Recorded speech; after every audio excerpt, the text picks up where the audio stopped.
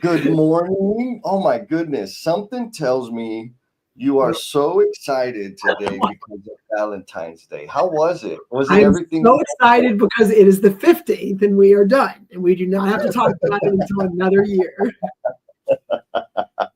Oh, I love it. Look, check it out. So shout out to my buddy, Mr. Benjamin Scales. He Oh, sent me nice. this shirt, Very nice. marathon. Check out the back. Can you read that? Yep. Finding dignity one step at a time. I love that. Oh, so amazing. So no, I didn't run in this marathon. This was a gift from Mr. Benjamin Scales. He sent it to me and it's been sitting there and I hadn't opened it up and I'm like, oh crap, I gotta open it. I said, how do I say thank you? Oh, I know how. I'll do it on the live stream. So anyways, that's my superpower underneath. Oh, can you believe we got somebody already here? Oh, Mr.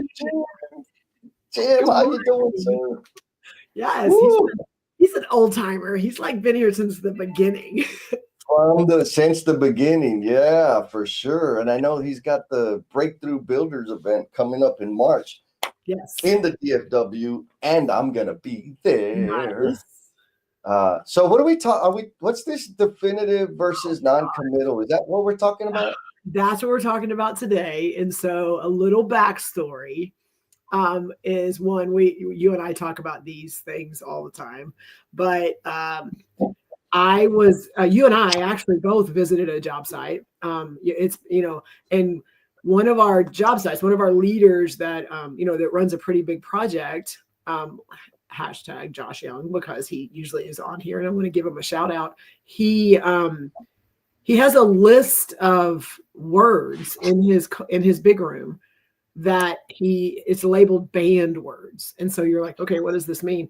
And when you start looking at the words that he doesn't allow or says that you cannot use these words, they're non-committal words. And so that got you and I talking about some other things, just some other conversations, but because a lot of the meetings they have, they're going through a checklist. They're going through like, what is there he is right there. He's already on. And so, but when they go through their meetings and they're like, okay, have they done this? What's the date? Who's responsible? Whatever.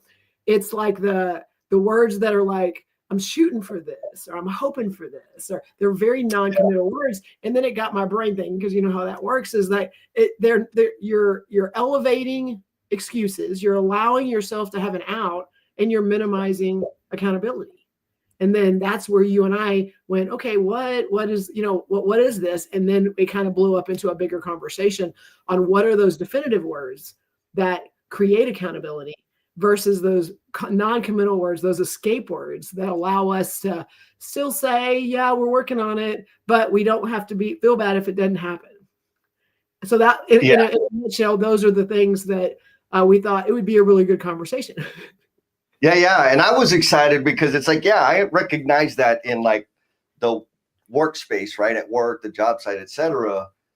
But for me, I know that the words I use in the world that I'm creating absolutely transform the outcome, right? Yes. And we're going to get into that. So, and you and I've had these conversations just when you and I are coordinating. I'm like, that doesn't sound like a yes. Yes. That sounds like right? Like, what the hell? Like, was that a request or was it a review? I don't know.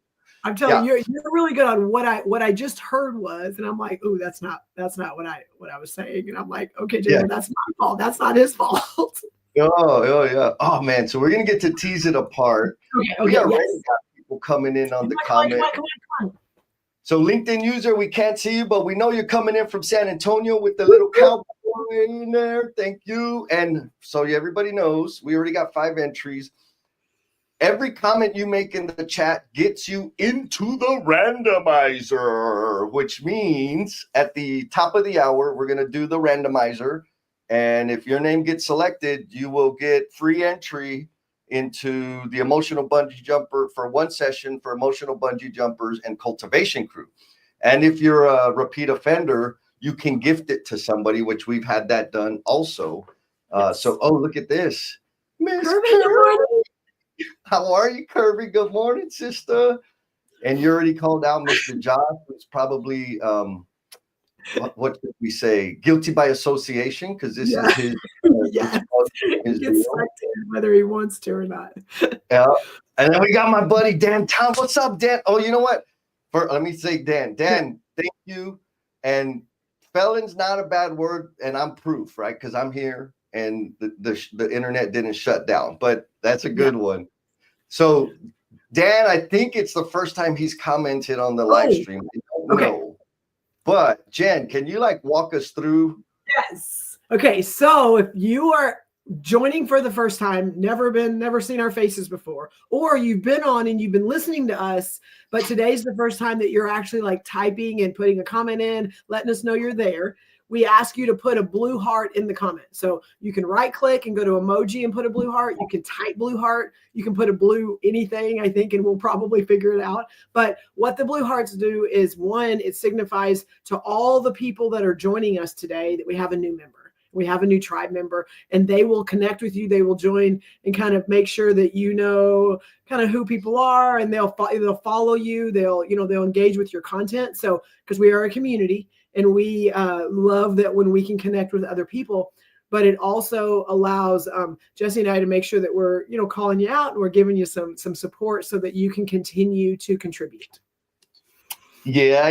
So y'all already know Dan. Go hit him up, Dan, my brother. Appreciate you. I got to meet Dan when he first came into San Antonio. We're working at Heart Hospital here in San Antonio. Lots of stories. He's got a lot of dirt on me. So if you want some, hit Dan up. He can give it to you.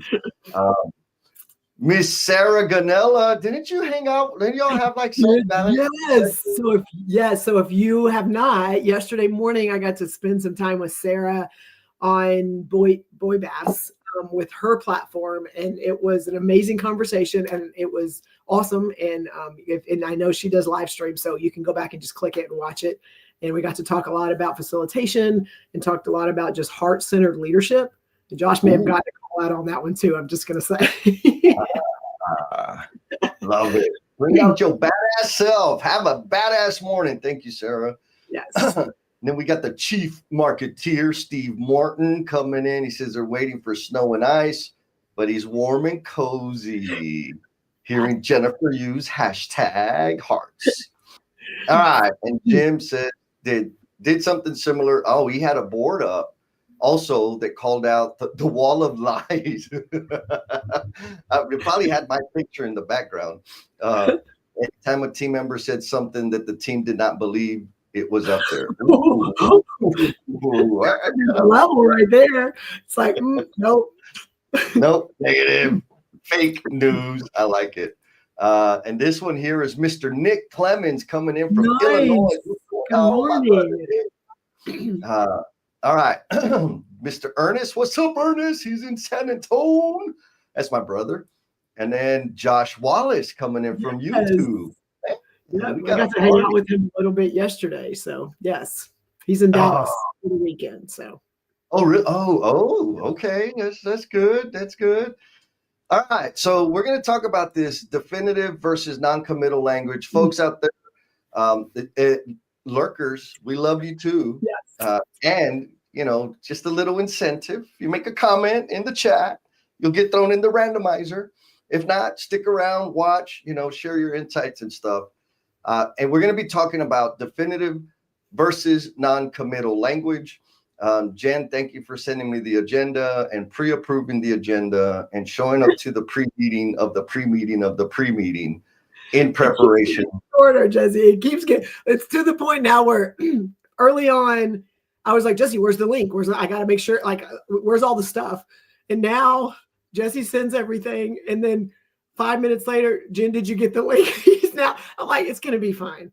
We'll jump on. We'll figure it out. So you're the one that's created this monster. Yeah. It takes what it takes, right? Like that's the magic of it. Yes.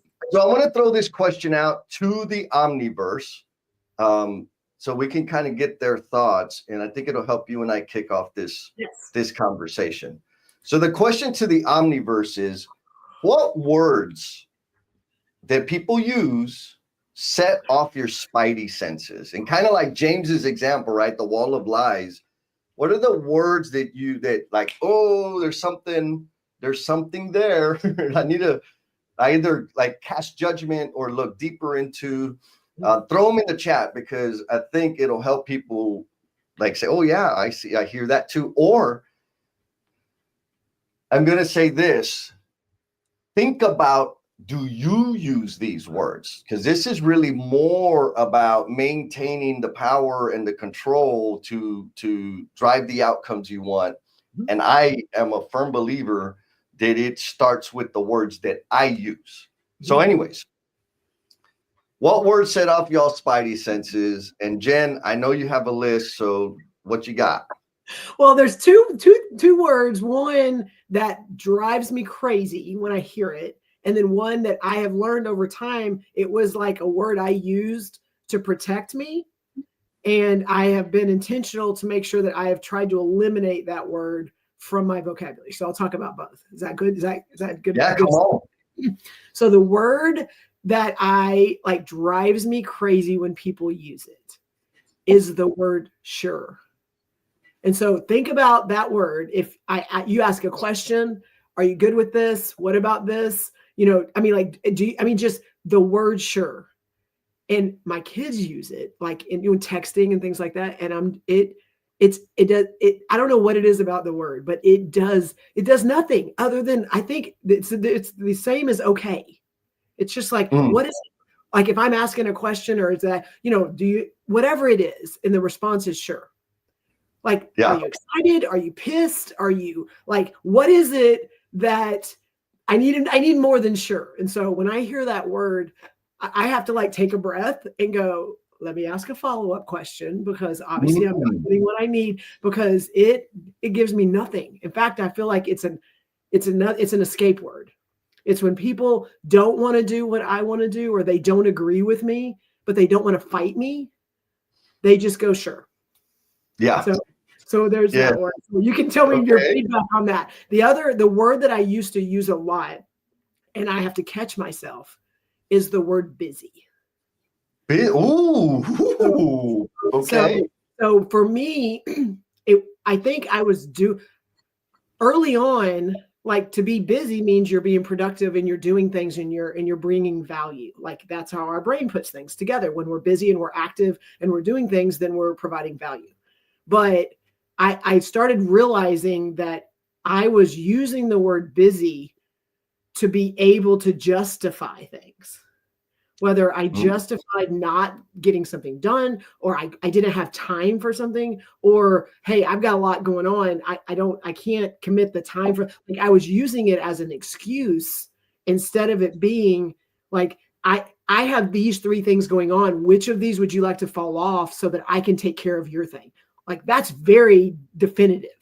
Instead of, I'm busy, I've got a lot going on, I'll see what I can do, or I'll try to get through it. And so, and it was almost a protection for me to be able to go, I kind of had it out to go, I got a lot on my plate. I'm really busy right now. But what I saw happen was, because people were hearing that from me, then they would, when they would come to talk to you, I know you got a lot going on, but if you really quick, can I ask you a question? Or, hey, I know you're super busy, but I really need, I need. And so they would like get to this point to where they were rushed every time they tried to have a conversation with me. Of this perception of Jennifer's all over the place, nonstop. I don't have time. And you know me, like, people are important to me, and conversations are important to me, and someone knowing I'm listening to them is important to me. And if that is what I believe in my heart, that persona is opposite of what I'm trying to convey. And I had to be super intentional in, like, when I'm in my words, that's an easy word, but there's a better way to say it. And so I have been practicing doing better at, if someone asks me for something, busy cannot be a word that comes out of my mouth. What about you? Well, hold on. Like, mine are easy. But my question, in terms of this busy thing, like, it's a default. There's nothing wrong with it, right? It's not malicious at all. neutral, passive word, right? Like that's it. You're not rejecting anybody. Yeah. You're not saying yes. What helped you? What was it that helped you say, wait a minute, this word is betraying me. My use of this word. How did you get to the point to say, man, I need to stop using that word? There were a couple things. One is you calling me out on it a couple times. Oh shit. Okay. I mean, I would say it and you're like, okay, Jennifer, like, what does that mean? Like, what does that mean? Like, are you at capacity? Do you have too much on your plate? Are you right now struggling with time management? Are you trying, like, are you not saying no? Like there's a lot of reasons someone could be busy, but busyness does not equate to productivity. Oh, hell no. Right. Does not, I mean, activity itself does not equate to productivity. And I think that the more you and I talk, because we talk a lot about these type of things, the more I realize that I could be busy all day. What was the result and the outcome that I was going to be able to deliver? And as I started digging into, I'm busy right now because I'm working on these things. Absolutely truth. Right. But in the end of the day, what did I produce? What is it that I did? And if it's just, I'm in meetings from 8 o'clock in the morning till 1 o'clock, nonstop, back-to-back meetings, I'm busy. And at the end of that, I have no value I've produced, but sitting in on a Zoom call and maybe contributing a comment or whatever. So then it got me obviously digging in more. Okay, my busyness is sitting in on a Zoom call for 4 or 5 hours. Jennifer, like, is that where I need to put my time? Or do I need to be able to say, no, I can't be there? Or, what am I contributing to this? So it got me doing a lot of self-reflection on where am I putting my time and where can I provide the most value? Okay. Can I answer it? Yeah. No, that's super helpful because, and the reason I wanted to go there is so that like the folks out there in the Omniverse, like Mr. Brian McLean coming in from San Diego, has been here before. Welcome back, my friend. Glad to have you. But the reason I wanted to go there is like so that people can self-reflect. The folks out there, the tribe out there in the Omniverse can say like, oh, it doesn't have to be like there's this list of words that you need to stop using. It's a impersonal inventory about, hey, I'm using this and it's these outcomes I have.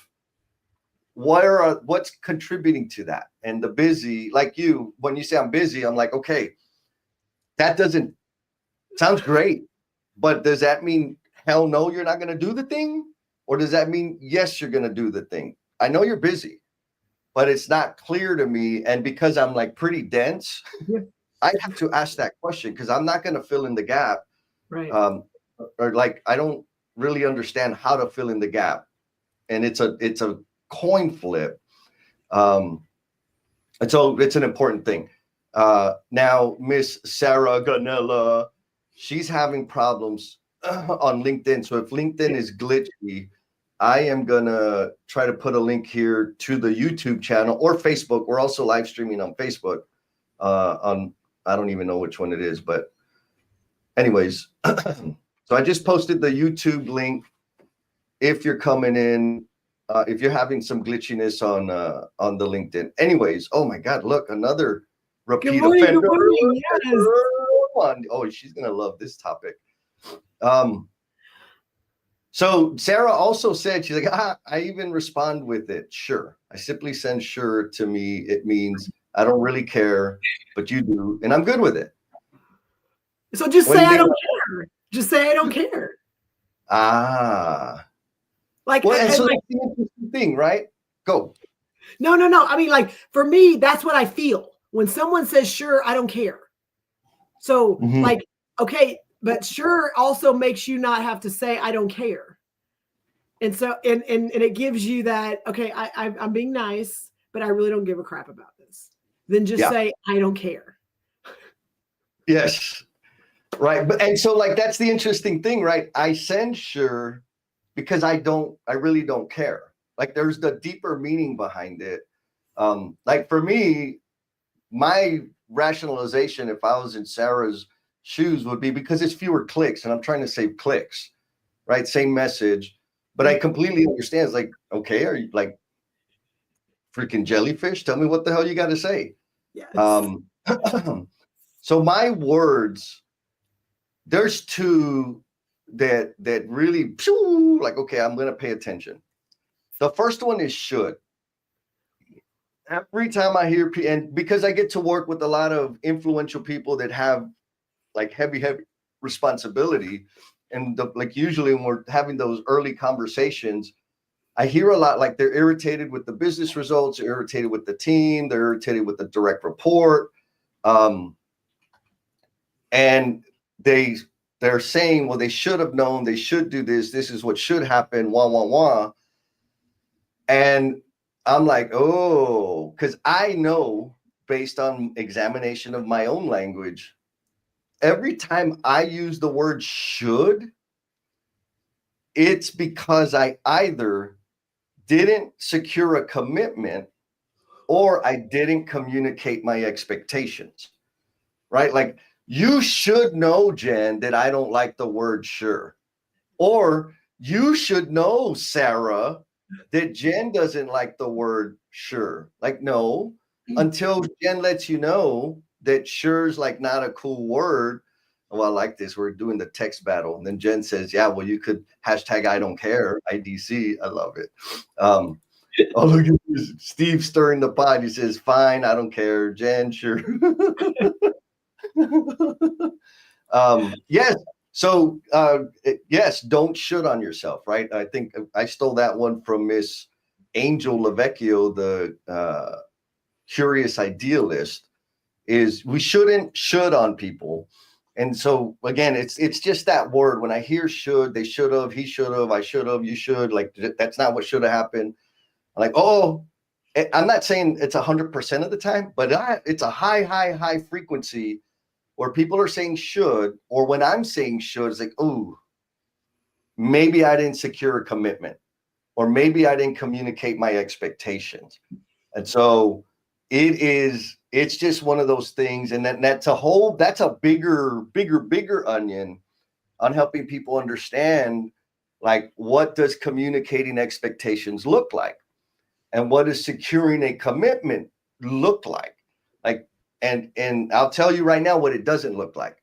Sending an email or telling somebody that they need to do something does not qualify as securing a commitment. The only thing that qualifies as is sending words. That's all you did. No commitment was secured. And so there's different level. Anyways, so that's the first word, should. Mm-hmm. The second word that my spidey senses go off is try.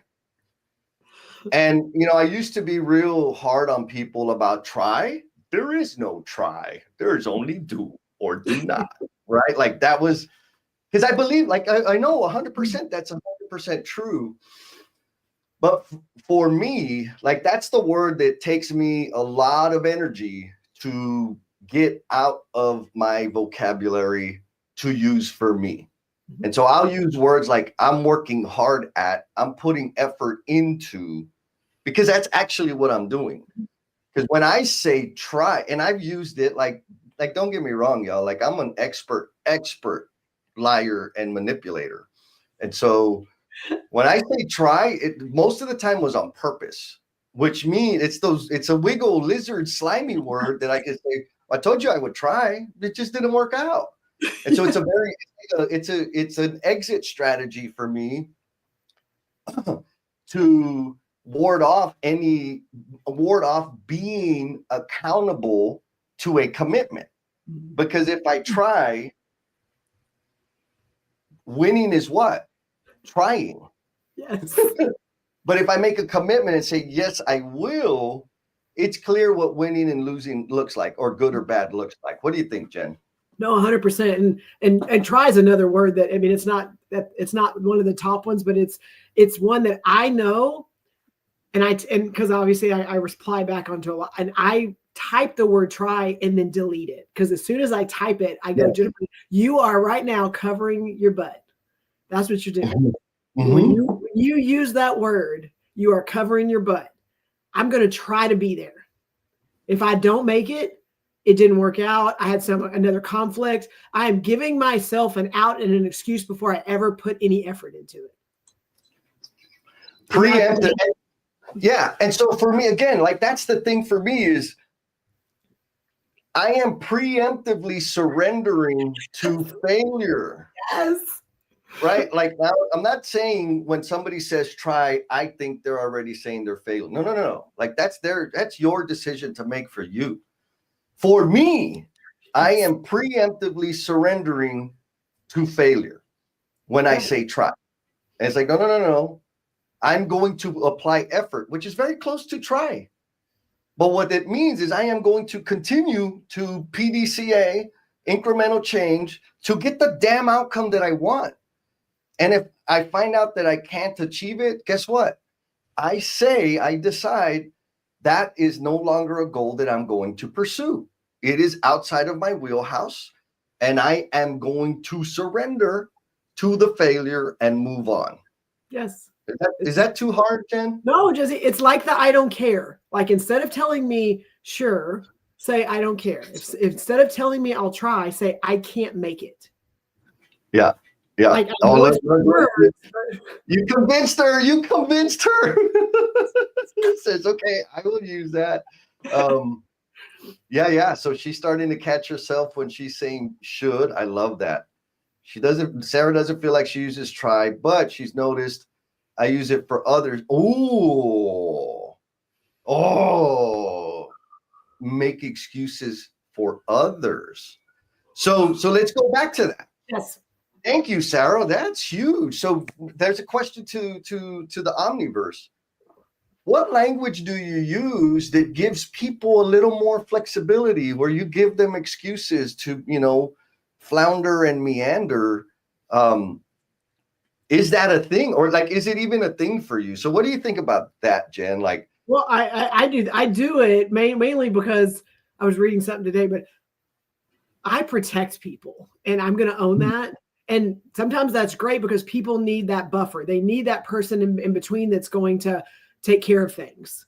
And so I will protect people to not let everything hit somebody full speed. But it also in that mix is I am protecting them, and I probably am hurting the situation because they're working on it. I've used those words to protect someone from maybe someone's like, this isn't done. Why isn't this done? Blah, blah, blah, blah. I know that they are working on it because I met with them earlier today. Like I've used those words, and you saying that right there, I'm like, yes, I'm protecting that person from the brunt of it, but I also am not helping them get it across the finish line.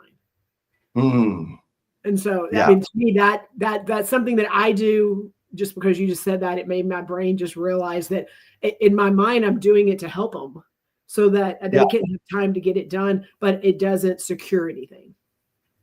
Yeah. No, I mean, 100%. And which is interesting because I think this is super generalization, but I feel like there's two sides to the coin. Mm-hmm. There's one side where we make space for people to flounder, right? Mm-hmm. And I'm just using that language. Like I'm making excuses for them. I'm protecting them because I'm one of those. Like I want to protect my people. If you're my people, I'm gonna protect your ass. Yes. And I'm gonna burn your ass back. Anyways, but there's the other side that is always like, rather, I'll say it this way. One bucket is we are high accountable people. We hold ourselves to a level of expectation that we don't hold other people to. Like I hold myself to this level of performance and communication, but I'll give people space to meander around down here. Yes. The other side is people that hold themselves to this level of expectation personally, but they expect this level of performance and behavior from their people, which those people, they are not my people. Yeah. Right.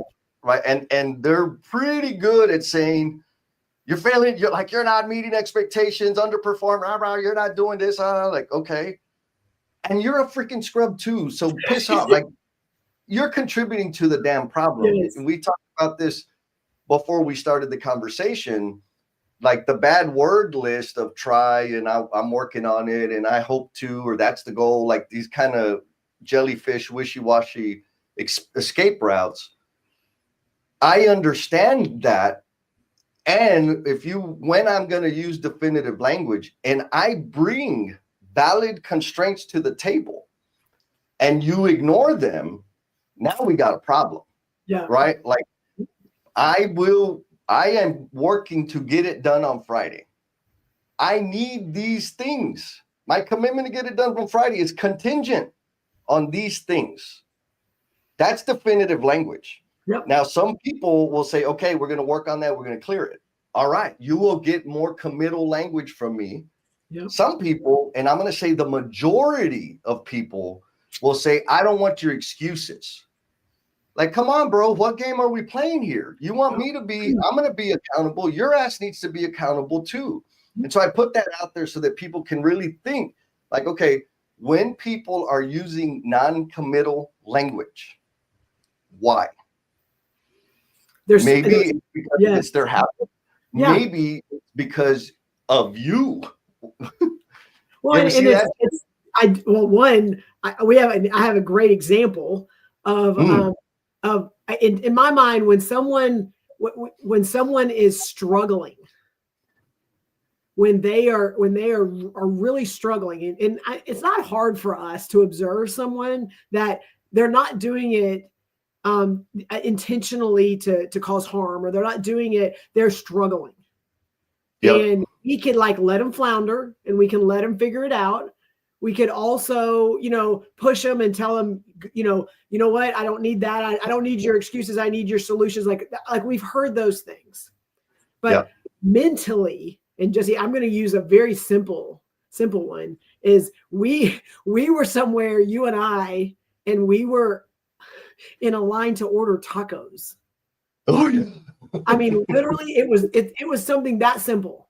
And it was not, I was literally, because of my brain and whatever was going on in my head, I'm looking at the taco board, I'm looking at everything, I'm looking at you, and I'm like, I have no idea what to do right now. Like I right now I cannot process all of this going on in front of me.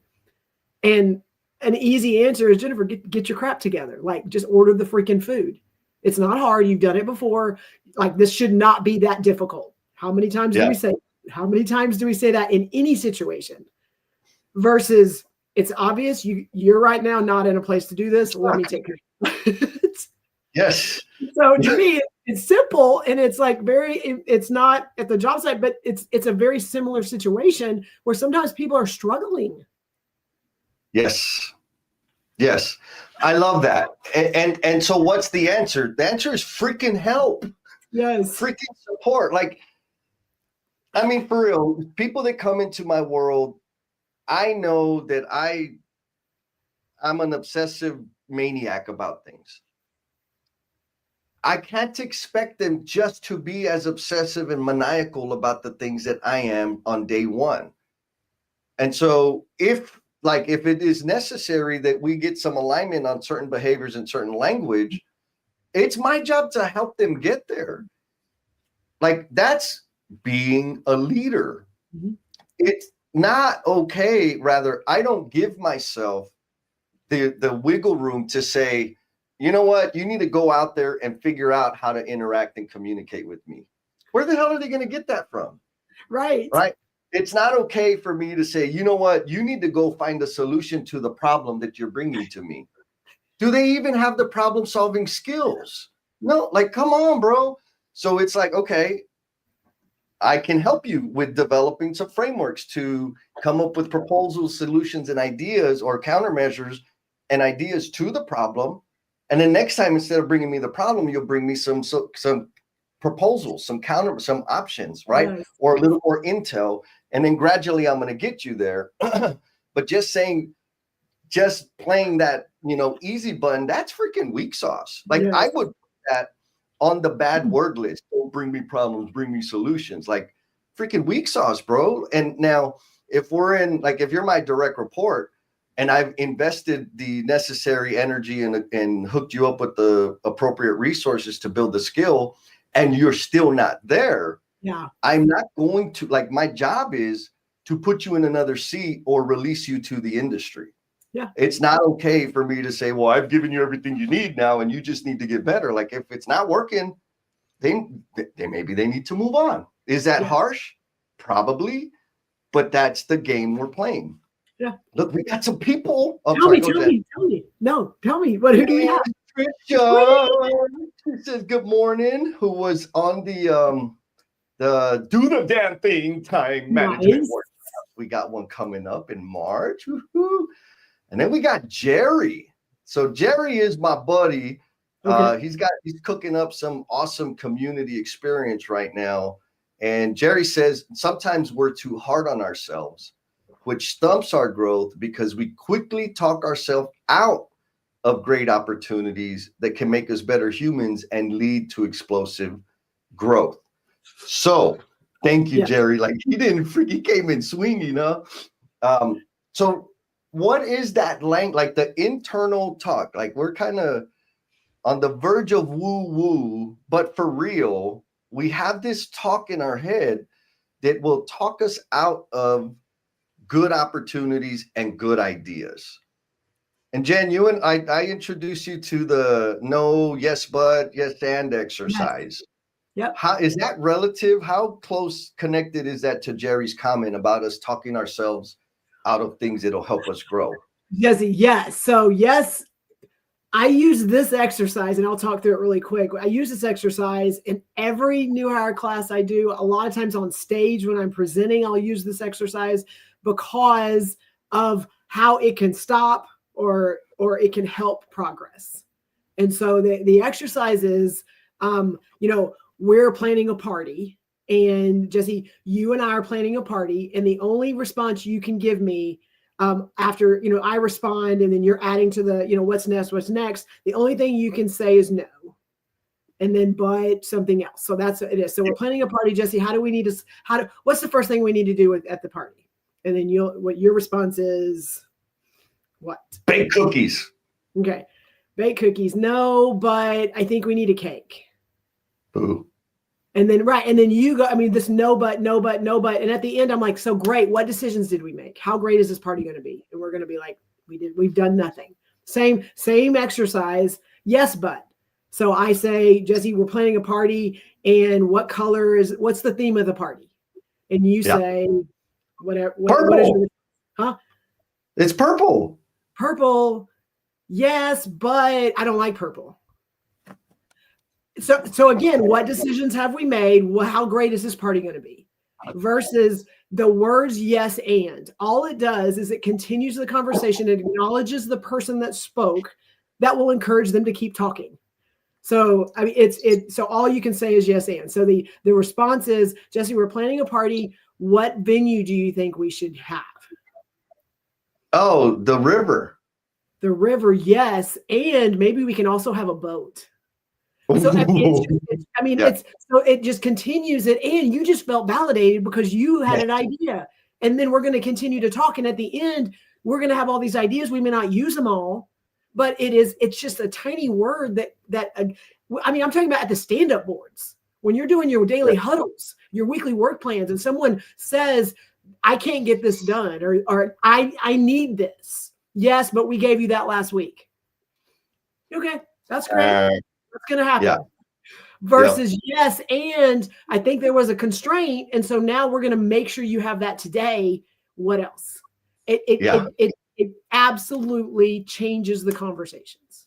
Yes. Yeah. Thank you, Jen. Because Jerry, thank you for triggering that comment or that line of thinking, because it's like we are hard on ourselves and we do talk ourselves out of things. And it's the yes and framework of like, yeah, it's going to suck and it could be awesome, right? Yes, it's going to take a lot of time and I can serve a lot of people on the back end of it. So it's the yes and that like, that's just the world I've wrote. Like, y'all know I'm crazy, right? Like, and it's going to cost a lot of money and it could be great. Let's go find out. And that gives me like the space to explore and try stuff. And so I want to, folks, if you're just kind of rolling in now, Miss Tanya, thank you, Tanya. How you doing, my sister, San Antonio? She says, to sum up, if you're just hopping on, Today is about finding dignity one step at a time by fully committing and seeing things through to the finish line. What do you think about that? That's pretty damn powerful, right? Yeah, it's Commitment. commitment. Words in there. Right, commitment. Making a commitment, and we keep ourselves from making the commitments because then we don't have to feel bad when we don't accomplish it. Yeah. So protecting ourselves, our egos, our progress, our credibility. We're protecting it by not making it. Well, and I think I'm not going to make this assessment for everybody else. This is for me. All of that wishy-washy jellyfish language is only for my own benefit. It's so that my little feelers, my delicate feelers, don't get hurt, so that my self-image doesn't get bruised, right? So that my batting average doesn't drop, because I said, no, I didn't say I was going to do that. I said I would try. Yep. Right? Like, you know how many times I've done that? Chingos of times. Because then I could say, no, I didn't say. I said, sure. All right. Miss Elizabeth Ponce, award winner. Pillar Award. She just won her Pillar Award this week. So congratulations, Elizabeth. What's the Pillar Award? It's with the Regional Hispanic Contractors, the organization here. That's their annual awards, and yes, and so her organization won an award. Wow! Hell yeah! Also, our other Yesenia won Executive of the Year. No, yes, another tribe. Yes, the tribe is killing it. Yes, man. Okay, so Elizabeth says, you just triggered me to go back and analyze my. So we want. That's the goal. One person to go back and analyze my vocabulary. I get used to the way I speak, that I take it for granted how I come across. Yes, Elizabeth, thank you, sister, because that's it. This is not a judgment. This is a call to analyze, to have do a personal inventory in the language that you use, because I believe that that's where my power starts. Yes. Like, meaning I either have it or I start giving it away in the words that I'm using to conduct, like, my messaging and commitments and all of that stuff. Yes. Look, Sarah says, yes, and I am reflecting right now. Sure you are, Sarah. I'm joking. So I'm gonna pose this question to the tribe, and also I want to remind you, we got 18 entries right now in the randomizer.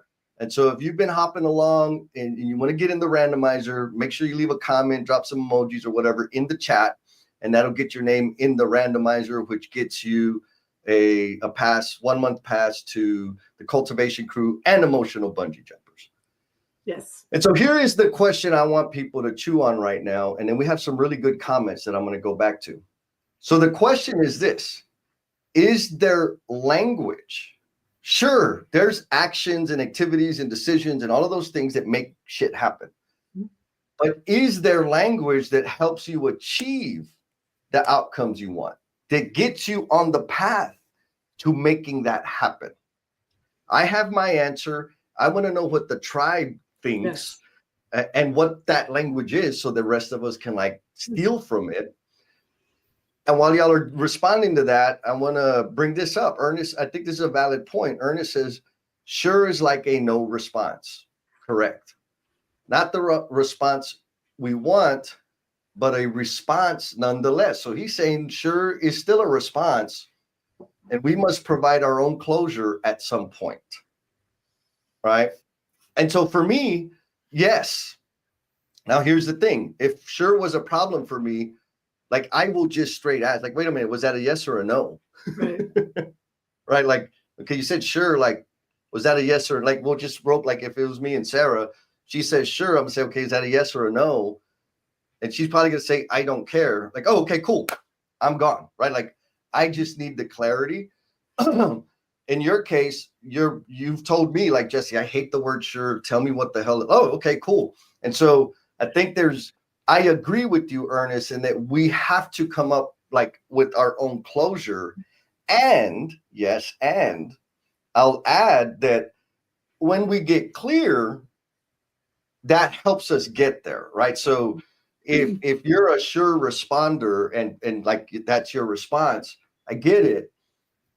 I may like sever conversation with somebody that's wishy-washy because I never get the end, like I never get clarity from them, which is easy. Or I may say, what the hell does that mean?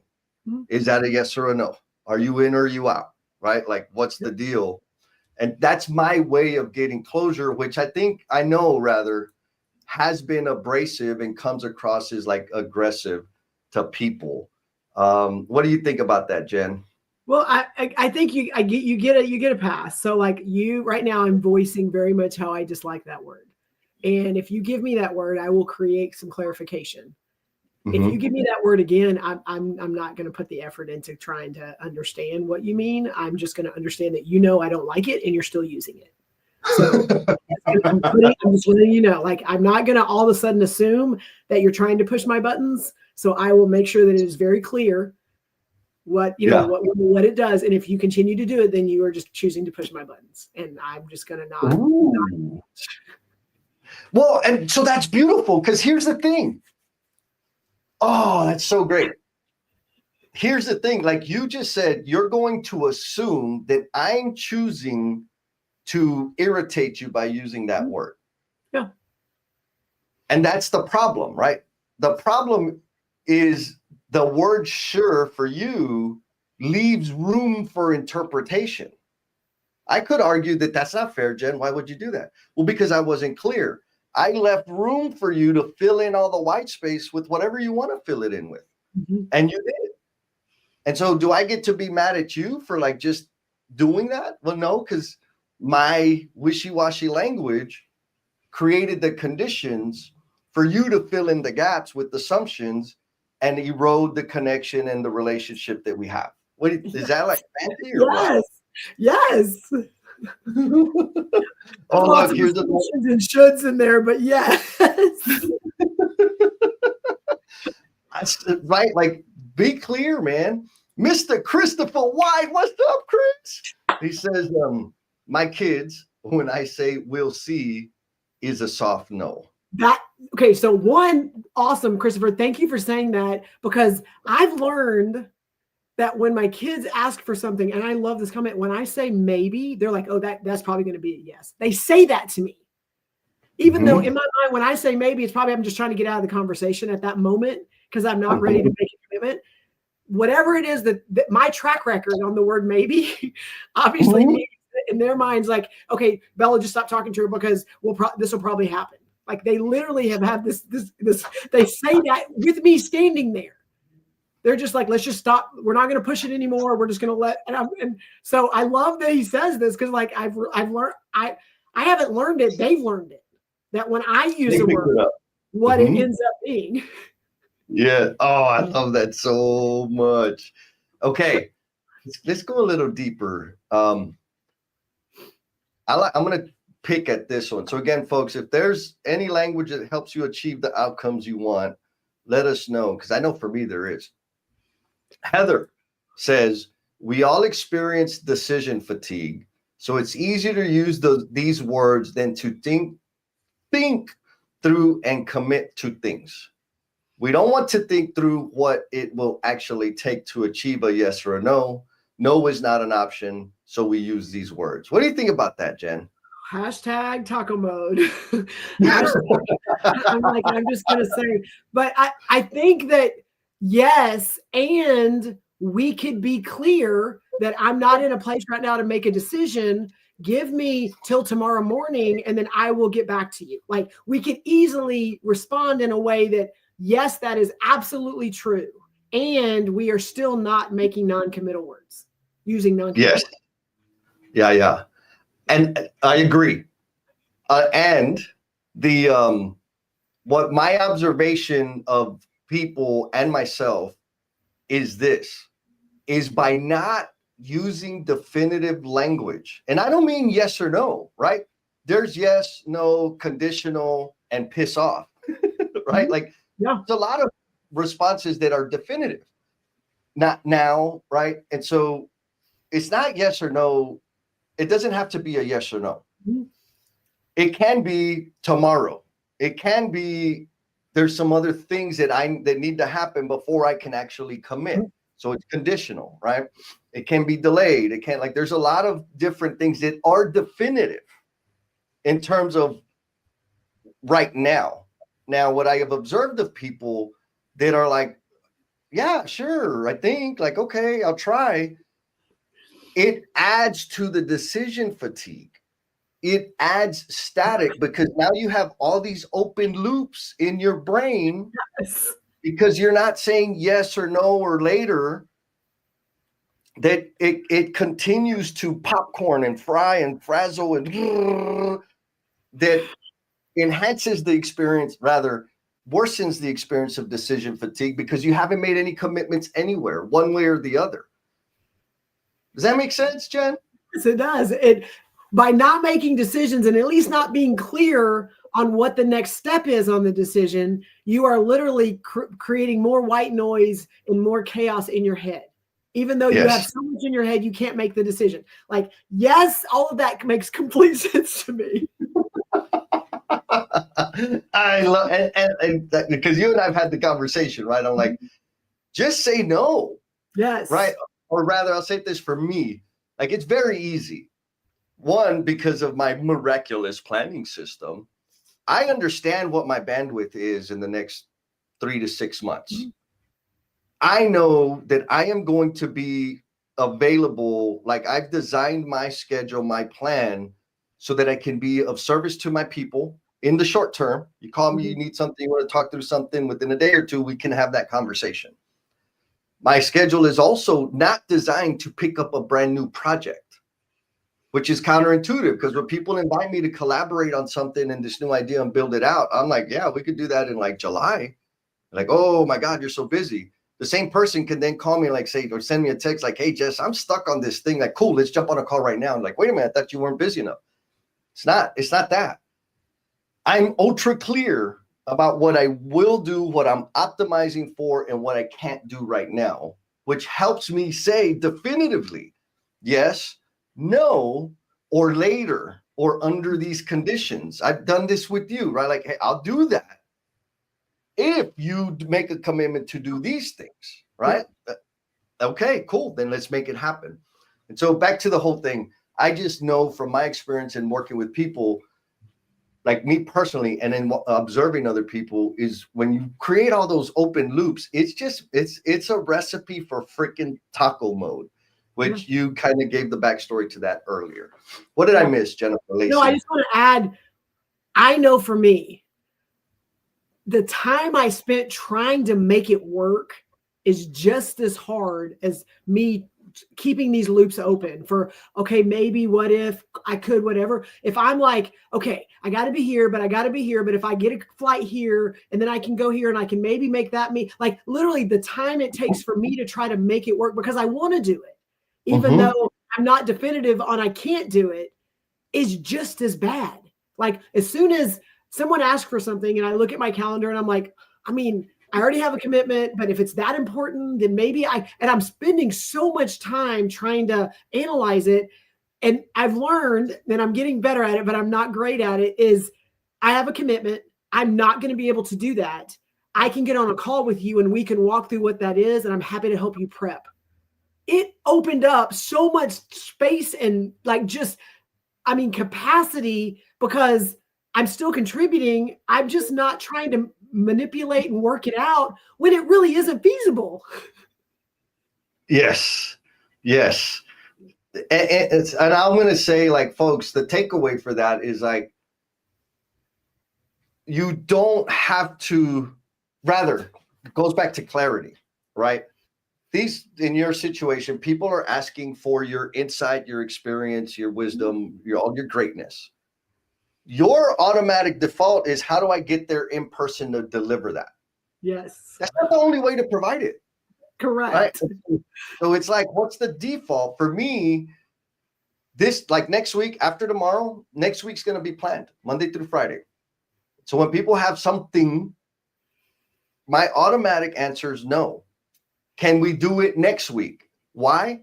Because I already planned out this week. Is there space on my calendar? Yeah. But I don't want to go through the mental gymnastics of and having back-to-back calls and, all of that freaking mess. My default is, can we do that next week? Now, if it's a client asking for a proposal, you bet your ass I'm going to make that thing happen. Like, yes, yeah. I'm going to put that and get that to you today. And my point is this, is like, maybe I don't have a yes or a no, but I have a method in place to where it says, I will think about that and I can give you an answer in 3 or 4 days down the road. And I'll say a specific date. Same thing on my phone. When somebody's like, hey man, what are you doing in April? I want to plan this thing. I'm like, I got to get back to my laptop. I can't answer that right now. Technically I could, but my batting average says when I am not looking at my calendar at my laptop, which gives me a bigger, broader perspective of what I've got going on, I will overcommit when I'm just looking at my phone. Me too. So you're right. Okay, so I'm not the only one. No. It's like, hey, this is something I'm interested in. I can't give you that answer right now. I will be back at my computer later on today. I will look at my calendar, and then I will give you an answer. And I've even had people like, does your phone not have a calendar app? It's like, oh yeah, it does. But I always overlook things and I don't know what it is. Doesn't matter. I just know I will give you a definitive answer in a couple of hours or tomorrow or whatever that is. So okay, I have a question. Wait. I have a question for you. So I want you to give a little more detail, dig in a little bit more. So Jesse, you and I have had some conversations around getting clear on the ask. So a baseline is Jesse loves to leave voicemails. I do not leave voicemails. So when I call him, I've called him. It could be super important and like I need him right now to help me through something, or hey, I've got this idea. Call. Like it could be either of those things. I usually don't leave voicemails. Jesse always leaves voicemails, and they could be relevant or not. It doesn't matter. So sometimes, and I'll tag Jesse in things sometimes, or I'll go, oh, Jesse, here's an introduction. I want you to meet this person. Are we clear on the ask? So when I bring Jesse into an introduction, or when I tag him on something, are we clear on, hey, I need you to come and meet this person because they own a trade partner organization, and that is really your passion. And I know there's an opportunity here for you to make some money. Like, are we clear on our ask? Or Jesse, I need you to show up here because I got somebody I want you to meet. Can you dig a little bit into, and to me, it goes back to our voicemails too. I can't have an expectation of why did Jesse not pick up the phone? Why did he not call me back? It's been 2 hours. I can't have that expectation if I am not clear on the ask. Can you talk to that? Yeah. And so I'm looking, oh man, we got massive comments in here. Okay. Hang on. So yes, I will answer the question. And here's the thing. Daryl, what's up, Daryl? He just got 12 inches of snow up in Canada, international superstar. But here's why. Like for real. Bandwidth is the true value. Having space to adjust and be agile and be flexible and blah, blah, blah.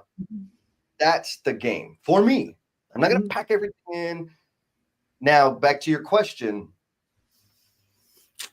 The way I create bandwidth is by not filling in the gray space for people. Yes. So, right? Like that's energy. I'm just, what the hell was that, Jen? Like, yeah. You tag me on a post. That's a good example, right? You'll tag me on a post and I'll see it. And I'm like, okay, I got tagged on a post. I'm done. Like I'm out. Like, because I could say, hey, Jen, what did that mean? What did you like? No, like what? I do have the time and energy to fill in the gaps. Or I can use that time and energy to maintain my bandwidth to do other things and make decisions about things. Yes. And so that's kind of the answer, right? The other thing is, you and I've had this a bunch of times, is you'll make a statement. Mm-hmm. And I'm like, okay, I think like I kind of sense there's a request there, but the words didn't say, Jesse, will you? Yes. Or like you said, you'll call. If you don't text me, like, because I know you're not going to leave a voicemail. So if I don't get anything from you, okay, I'm busy and we'll connect later. Yeah. But when you really need like short, like right now, full, you tell like, oh, okay, she needs the call right now. So we'll use that example because I think that's a good one that everybody kind of experiences. And this is maybe lazy, maybe it's shitty. If you call me and don't leave a voicemail, the likelihood that I'm going to call you back is this big. Because in my brain, I have decided that whatever issue you had has gone away, you've resolved it. You leave me a voicemail, I'm going to check the voicemail and I will call back. If you text me, I will say, okay, they want me to call them back. That's another way. Like, again, it's a little maybe rude. Some people have told me like, that's pretty damn rude. I'm like, you know how many freaking calls I get from the insurance and freaking Geico and warranty? Like, I don't call everybody back and I need my bandwidth. So I'm not going to fill it in with all these other things. I'm just going to say, okay, it's not important. Is it an assumption? Hell yes, it's an assumption. But it also helps with Heather's point here, which is I struggle with clarity around my priorities because my ADHD brain processes everything as a priority. It's all or nothing. I feel you, girl. And so little trick that I use, right? You see it on the wall. Like, that's not just because I want people to read something on my whiteboard. There's two big things that I give a damn about. That's kind of my filter. Invest in who you got. Do the damn thing, right? So when I'm working with people that ain't about investing in their people, I don't spend a lot of time with them. When I'm working with people that ain't about doing the damn thing, I minimize my time with them. When there's objectives, opportunities, and blah, all of that come across my plate, if they don't align with that, it's out. I know it's difficult, but my point in that is like my brain too. I want to play everywhere. I want everybody to love me. I want to be on every damn live stream I possibly can. So I need filters and systems to help me manage my energy. And that's one of them. Did I go too far on that one, Jen? No, that's it. Sometimes I think, are we clear? And like right now we're talking about non-committal words that we hear and that people choose to do that make us mad and irritated. But are we clear on what we're asking? Are we clear on the things that we're committing to? Are we clear on what we can't commit to? What does that look like? And I think sometimes we get caught up on here's my rules for people and how they talk to me, but also what are your rules on how you say things? Mm-hmm. Mm-hmm. Oh, look, I love this. Sarah says, don't leave me a voicemail, just text me. I feel that, right? Because there's something like, oh God. Well, now like Apple, it'll transcribe the voicemail, which I love. You're like, oh, I could see that. Okay, cool. Like, let's go. I don't need to, play it back or whatever. Mm-hmm. All right. It is randomizer time, Jen. Are you ready? Yes. Oh my God, we're going to do the randomizer. Let's see who's going to win. Let's see. All right, we got to do the sound effects. Oh, I got to press a button. Okay.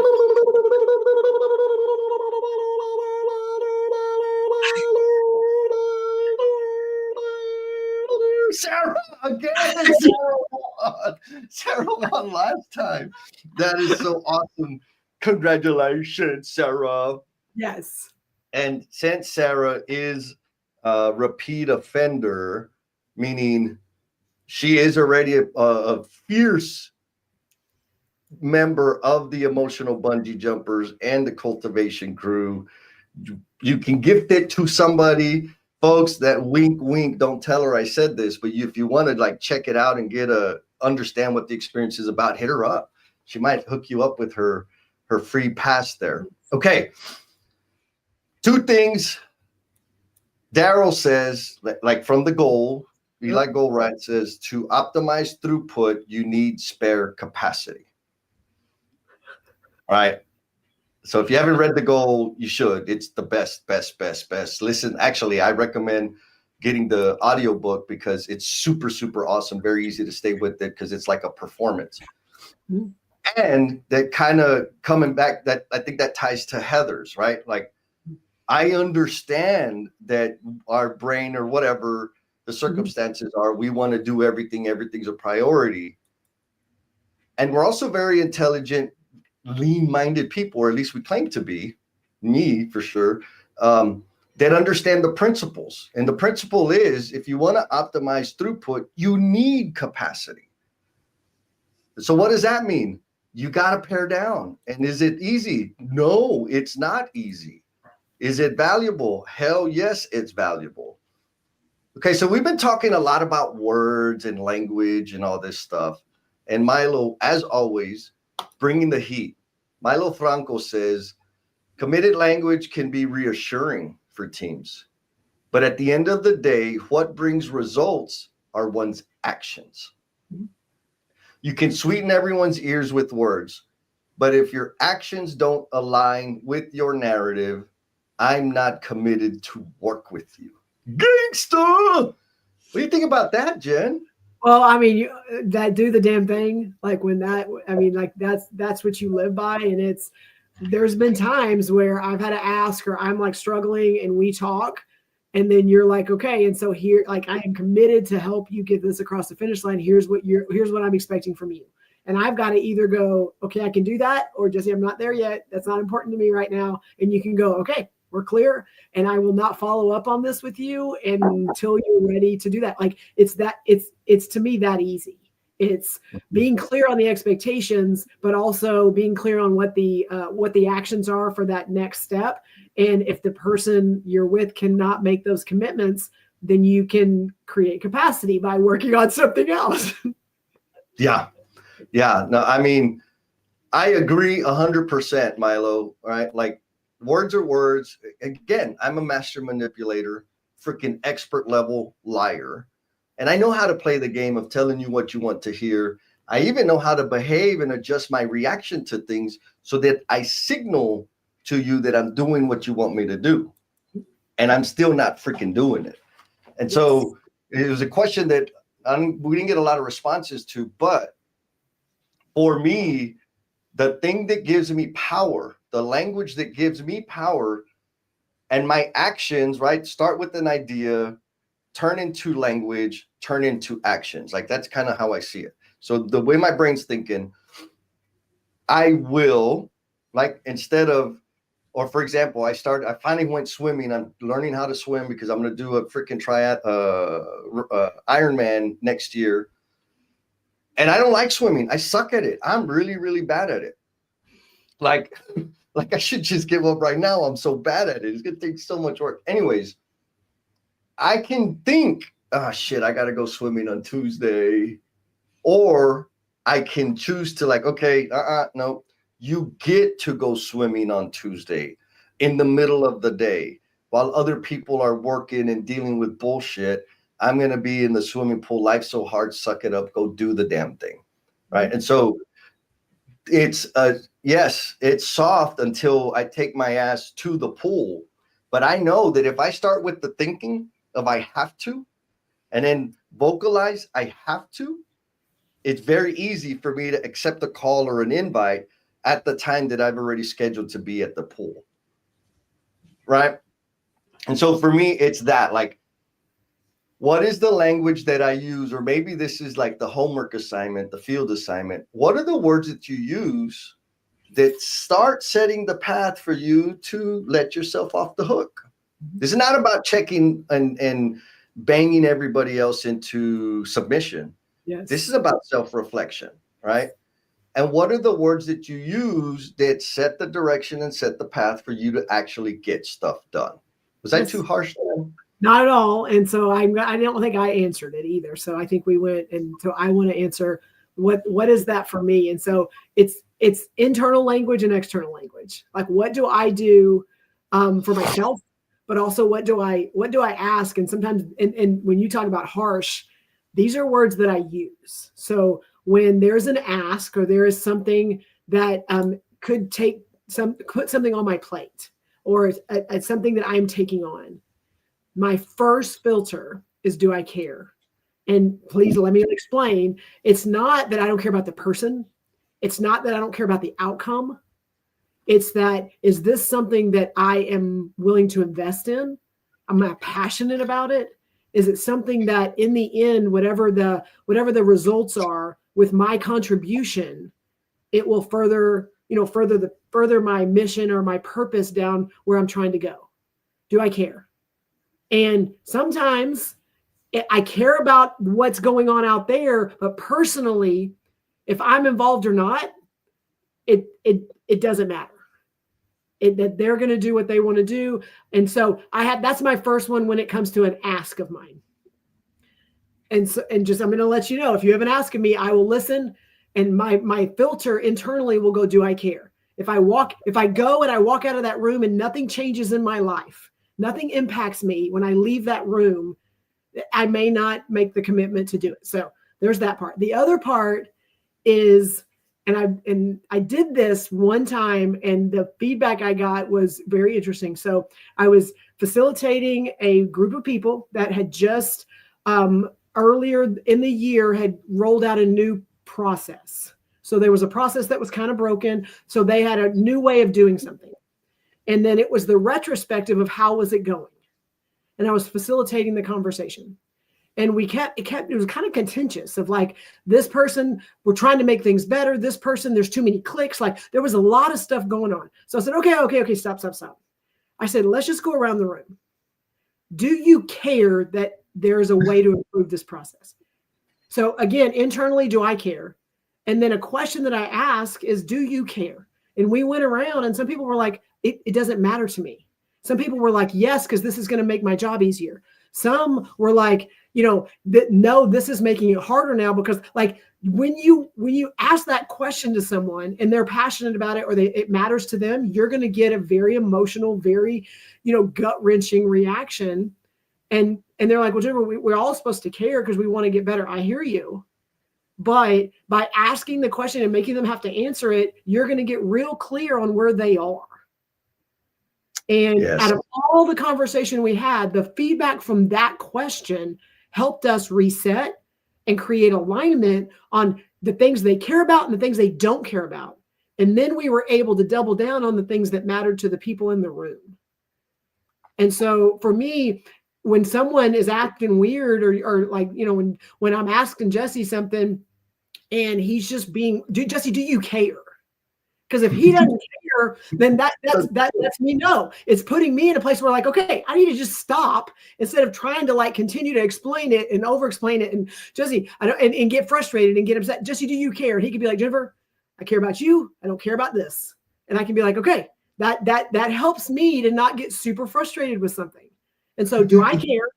Put it through a filter and then ask a room if you're in a place where you're not sure, you're not getting the feedback you want. Do they care? Yeah. Yeah. I think that's super helpful. Like it's a good for like, what are the systems that we use to build the bandwidth, right? Mm-hmm. Filters.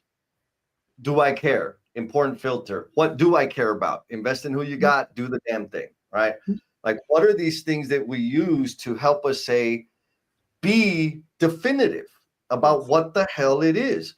It's not a judgment of good or bad or you don't care, blah, blah, blah. It's just like, where the hell are you? And just be there. It's okay to be there. Yes. Now, Ian says people don't like no. We avoid it.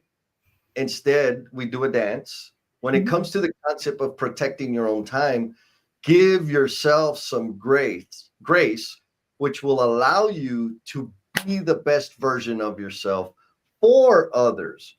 Would people rather have a percentage of your energy or your full-on attention? Thank you. You're speaking my love. Ian. And congratulations, Ian. Ian just big deal. I would say even like a life event, something he's been working towards for a while. So congratulations, big dog. Holy moly. Okay, shit, it's almost time. So after party, I just posted the link everywhere. Yep. Jump in that party. We don't have to see your face. You could have the camera off. The links in the chats all over the place. You got to close it out, Jen. I think I did it. I think You did it. I care, I don't care, I care, do you care? Like it seems harsh. And that's the thing, is it seems harsh, but when we can be very clear in the things we're saying, it helps other people in what they're trying to do instead of the wishy-washy stuff. So Yeah. I think Yeah. Good. So I'm going to close, and I'm going to use Chris's comment to close. Says sometimes we try to force folks into caring about the things we do instead of moving on, right? And so, yes, that is not great allocation of my energy. It's okay, like Ian said, for me to say no. It's okay for me to be definitive, and people decide that they don't like me and they don't want to play with me anymore. That's okay, because trying to be everything to everybody and trying to contribute into everything that I find to be or think is going to be fun and exciting and meaningful and a learning opportunity ends up creating a situation where I am involved in everything, and everything gets a little tiny baby slice of my attention. And guess what? That ends up helping them hate me even more than if I would have just said no. Correct. So that's the deal. After party. Now you can say no to most things. You cannot say no to the after party. We're going to have the after party. The link is in the comments. We had tons of participation. Appreciate all of you for your comments. Apologize if we couldn't, like, that I didn't get to all of them. Hope this conversation was helpful, and I'm looking forward to hearing your voice on the after party. Don't forget to hit Sarah about the randomizer, and we'll see you next time.